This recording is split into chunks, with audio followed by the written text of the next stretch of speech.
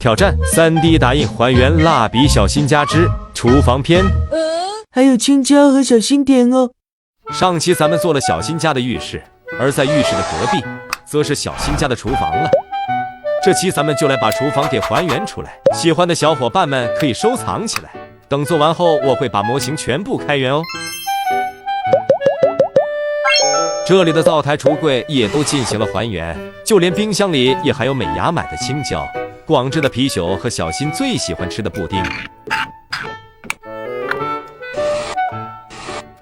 接着是廚房的餐桌，不過我感覺他們更多都是在客廳的桌子吃飯，餐桌反而很少用到。再把小櫃子上的烤箱和電飯煲安放好後，咱們就可以來組裝廚房門了。